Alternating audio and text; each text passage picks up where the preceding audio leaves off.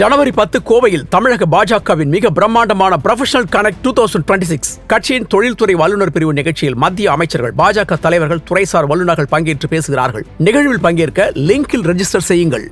இப்போது புதிய அறிமுகம் அச்சி ஹோட்டல் சாம்பார் 50 கிராம் ரூபாய் 20 மட்டுமே.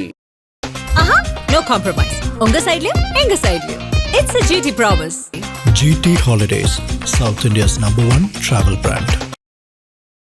வெனிசுலாவை கைப்பற்றிய அதே வேகத்துல அமெரிக்க அதிபர் ட்ரம்ப் ரஷ்யா கிட்ட இருந்து தொடர்ந்து எண்ணெய் இறக்குமதி செய்யும் இந்தியாவுக்கு மீண்டும் ஒருமுறை மிரட்டல் விடுக்கும் பாணியில பேசியிருக்காரு. ரஷ்யா கிட்ட இருந்து கச்சா எண்ணெய் வாங்குவது தொடர்பாக இந்தியாவுக்கும் அமெரிக்காவுக்கும் இடையே தொடர்ந்து பனிப்போர் நீடிக்குது. நீண்ட கால கூட்டாளி என்ற அடிப்படையிலையும் குறைந்த விலை அப்படிங்கறதுனாலையும் ரஷ்ய அரசு கிட்ட இருந்து தொடர்ந்து இந்தியா எண்ணெய் இறக்குமதி செய்து, ஆனா அமெரிக்காவுக்கு கடுமையான அதிருப்தியை ஏற்படுத்தியிருக்கு. இந்தியாவுடனான இந்த வர்த்தகத்தின் மூலமா பெரும் பணத்தை பெற்றுக்கொண்டு ரஷ்யா உக்ரைன் மீது தொடர்ச்சியான தாக்குதலை நடத்திட்டு இருக்கு. இதுவே அமெரிக்காவுடைய முதல் குற்றச்சாட்டு. ஆனா இந்தியா உடனடியா ரஷ்யா கிட்ட இருந்து எண்ணெய் வாங்குறத நிறுத்தணும்னு ஏற்கனவே அமெரிக்க அதிபர் டொனால்ட் ட்ரம்ப் தொடர்ந்து வலியுறுத்தி வர்றாரு. ஆனாலும் மத்திய அரசு இந்திய மக்களுடைய நலன் கருதி தங்களுடைய செயல்பாடுகளை மாற்றிக்கொள்ள மாட்டோம்னு கூறியிருக்கு. இது அமெரிக்காவுக்கு கடுமையான அதிருப்தியை ஏற்படுத்தியிருக்கு. அது மட்டும் இல்லாம இது ஒரு ஈகோ பிரச்சனையாவும் அமெரிக்கா பார்க்க தொடங்கியிருக்கு. ஆனா இனிமேலும் இதை எங்களால பொறுத்துக்க முடியாதுன்னு அமெரிக்கா பகிரங்கமான கருத்துக்களை கூற தொடங்கி இருக்கு.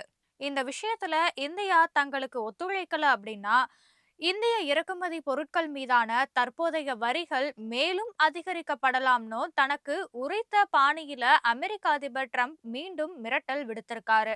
உலக அளவிலான வர்த்தக சந்தையில அமெரிக்காவுடைய முடிவுகள் தான் கடுமையான தாக்கத்தை ஏற்படுத்தி வருது. கடந்த ஆண்டு இந்திய பொருட்கள் மீது அமெரிக்கா 50% வரியை விதித்தது. முதல்ல 25% வரியை விதித்த அமெரிக்கா பிறகு வரி விதிப்பை அதிகப்படுத்தினா இந்தியா தனது நிலையில இருந்து மாறும்னு எதிர்பார்த்தது. இந்த சூழ்நிலையில கிழக்கு ஐரோப்பிய நாடான உக்ரைன் மீதான ரஷ்யாவுடைய தாக்குதல் 4 ஆண்டுகளை எட்டி இருக்கு. இந்த போரை நிறுத்த அமெரிக்கா உட்பட பல நாடுகள் எடுத்த முயற்சிகள் எதுவுமே பலனளிக்கவே இல்லை. ரஷ்யா தன் கச்சா எண்ணெய இந்தியா, சீனா உள்ளிட்ட நாடுகளுக்கு தள்ளுபடி விலையில வழங்கி போருக்கான நிதியை திரட்டுவதா அமெரிக்கா குற்றம் சாட்டினுச்சு. மேலும் ரஷ்யா கிட்ட நிதி ஆதாரத்தை தடுத்தா போரை நிறுத்திடலாம்னு நினைத்த ட்ரம்ப் ரஷ்யா கிட்ட இருந்து கச்சா எண்ணெய் வாங்குறத இந்தியா உள்ளிட்ட நாடுகள் தவிர்க்கணும்னு வெளிப்படையா கூறினார் என்று சொல்வதை விட எச்சரித்தார் என்று கூட சொல்லலாம். பலமுறை இந்தியாவுக்கு அமெரிக்கா மிரட்டல்களை விடுத்தது. உலக அளவுல ரஷ்யா கிட்ட இருந்து அதிகமா கச்சா எண்ணெய் இறக்குமதி செய்யும் நம்ம நாட்டுக்கு அபராதமாக கூடுதல் வரி விதிப்பையும் ட்ரம்ப் விதித்தாரு.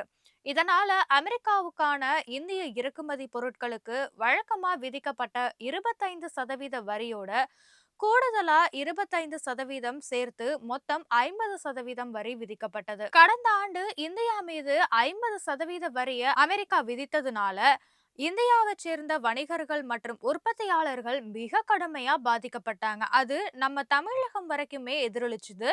தூத்துக்குடியில இருந்து அமெரிக்காவுக்கு ஏற்றுமதி செய்யப்படும் கடல் உணவுகள் தேக்கம் அடைந்தது. இதனால அதன் உற்பத்தியில ஈடுபடும் நிறுவனங்களுக்கு பல ஆயிரம் கோடி ரூபாய் இழப்பு ஏற்பட்டது.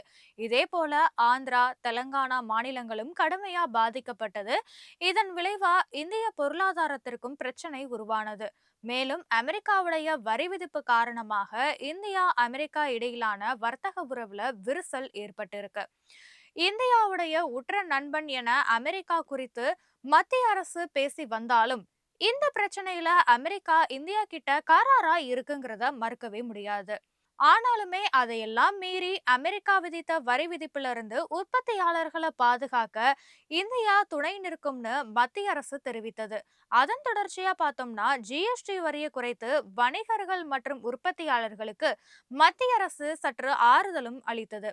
அதே வேளையில அமெரிக்காவுடைய எந்தவித மிரட்டலுக்கும் பணியாத இந்தியா தனது எரிசக்தி தேவைகளுக்காக ரஷ்யா கிட்ட தொடர்ந்து கச்சா எண்ணெய் வாங்கி வருது. கடந்த மே மாதம் 9 மில்லியன் டன் அளவுக்கு ரஷ்யா கிட்ட இருந்து எண்ணெய் வாங்கிய இந்தியா அதை படிப்படியா குறைச்சிச்சு.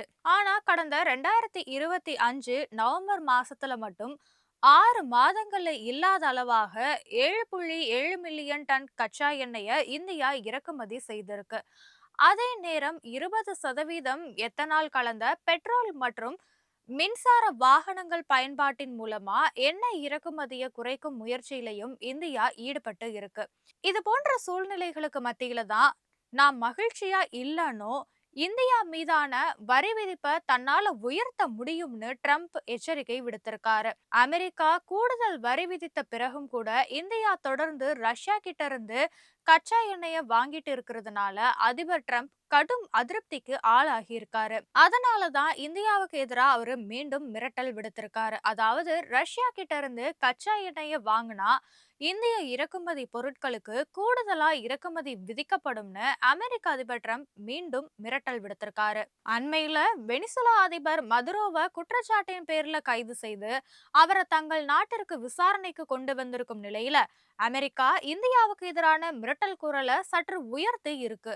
இது குறித்து வாஷிங்டன்ல செய்தியாளர்களுக்கு பேட்டியளித்த ட்ரம்ப், இந்தியா தொடர்ந்து ரஷ்யா கிட்ட இருந்து கச்சா எண்ணெயை வாங்கிட்டு இருக்கு, இதனால நான் கொஞ்சம் கூட மகிழ்ச்சியா இல்ல அப்படின்னு. மோடி அருமையான மனிதர், மிகவும் நல்ல மனிதர், நான் மகிழ்ச்சியா இல்லங்கிறது அவருக்கு தெரியும். இந்தியா தன்னை மகிழ்விக்க வேண்டியது மிகவும் முக்கியம். ஆனா ரஷ்யா கிட்ட இருந்து இந்தியா தொடர்ந்து வர்த்தக உறவுல ஈடுபட்டு வந்ததால கூடுதல் வரிய விதிப்பன்னு அவரு எச்சரித்தாரு.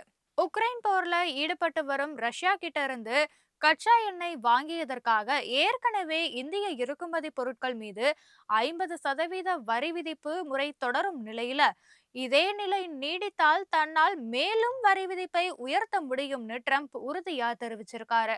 அவர் கூட இருந்த அமெரிக்க செனட்டர் லிண்ட்சே கிரஹாம் இது குறித்து பேசிய போது, அமெரிக்க ட்ரம்ப் விதித்த வரிகள் தான் தற்போது ரஷ்ய எண்ணெய் வாங்குவதை இந்தியா குறைத்திருப்பதற்கு முக்கிய காரணம்னு, ரஷ்யா கிட்ட இருந்து எண்ணெய் வாங்கும் நாடுகள்ல இருந்து இறக்குமதி செய்யப்படும் பொருட்களுக்கு 500% அளவுக்கு வரிகளை விதிக்கும் வரி மசோதா நாடாளுமன்றத்துல நிலுவையில இருப்பத இந்தியா நினைவில் கொள்ள வேண்டும்னு அவரு தாம் பங்கிற்கு மிரட்டலும் விடுத்திருக்காரு.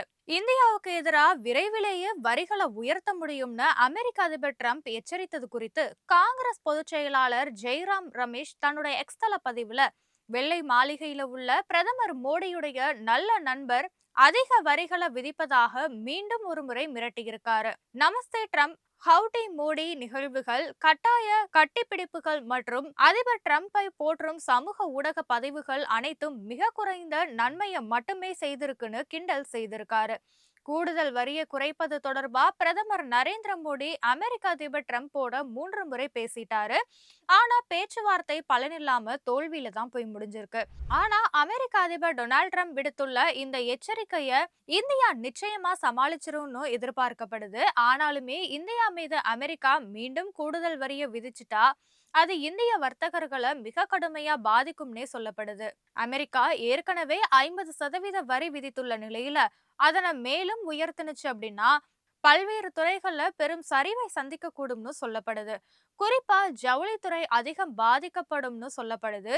திருப்பூர், ஈரோடு போன்ற பகுதிகளில் இருந்து அமெரிக்காவுக்கு ஏற்றுமதியாகும் ஆயத்த ஆடைகள் மற்றும் துணி வகைகள் விலைகள் உயர்ந்து சந்தையில போட்டித்தன்மையை இழக்கும். அதற்கு அடுத்தபடியா தகவல் தொழில்நுட்பமும் பாதிப்புக்கு உள்ளாக வாய்ப்பு இருக்கு. அமெரிக்காவுடைய கூடுதல் வரி விதிப்பு நேரடியா பாதிக்கப்படல அப்படின்னாலுமே வர்த்தக விரிசல் காரணமா விசா கட்டுப்பாடுகள் மற்றும் மென்பொருள் ஒப்பந்தங்கள் குறைய வாய்ப்பு இருக்கு. அமெரிக்காவுடைய கூடுதல் வரியால மருந்து பொருட்களுடைய ஏற்றுமதியும் பாதிப்புக்கு உள்ளாகும். அமெரிக்காவுக்கு அதிக அளவுல மருந்துகளை ஏற்றுமதி செய்யும் நாடுகள்ல இந்தியா தான் முன்னிலையில இருக்கு. கூடுதல் வரி விதிக்கப்பட்டாலும் மருந்து விலைகளை உயர்த்தும் சூழல் ஏற்பட வாய்ப்பு இருக்கு. ஒருவேளை ட்ரம்புடைய கூடுதல் இறக்குமதி வரி அமல்படுத்தப்பட்டுச்சுன்னா அமெரிக்க சந்தைய அதிகம் நம்பி இருக்கிற இந்திய வைர மெருகூட்டும் தொழில் பெரும் பின்னடைவை சந்திக்கும்னு சொல்லப்படுது.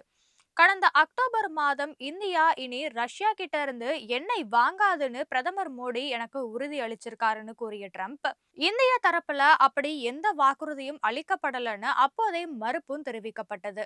இப்போ மீண்டும் அதே விவகாரத்தை கையில எடுத்துள்ள ட்ரம்ப், மோடிக்கு இது குறித்து தெரியும்னு கூறி அழுத்தத்தை அதிகரிச்சிருக்காரு. இந்த மிரட்டலுக்கு மத்தியிலையும் இந்தியா தன்னுடைய நிலையில உறுதியா உள்ளதுன்னே சொல்லியாகணும். இந்தியாவுடைய எரிசக்தி கொள்கை என்பது நாட்டு மக்களுடைய தேவையையும் சந்தையில் கிடைக்கும் லாபகரமான விலையையும் பொறுத்ததுன்னு மத்திய அரசு தொடர்ந்து சொல்லிட்டு இருக்கு. ரஷ்யா தற்போது இந்தியாவுடைய மிகப்பெரிய எண்ணெய் விநியோகஸ்தராக இருக்கு. உலகளாவிய வர்த்தகத்துடைய மதிப்பு சங்கிலியில முன்னேற அமெரிக்காவுடைய ஒத்துழைப்பு தேவைப்படுறதால அமெரிக்காவோட மோதும் நிலையில இந்தியா இல்ல. அதனால ட்ரம்புடைய வார்த்தைகளுக்கு நம்ம எச்சரிக்கையா எதிர்வினையாற்றணும் அப்படிங்கறதோட மட்டும் இல்லாம அமெரிக்காவை அதன் தற்போதைய நிலைப்பாட்டிலிருந்து மாற்றுவதற்கான வழியை கண்டுபிடிக்கணும்னு பொருளாதார நிபுணர்கள் கருத்து தெரிவிச்சு இருக்காங்க.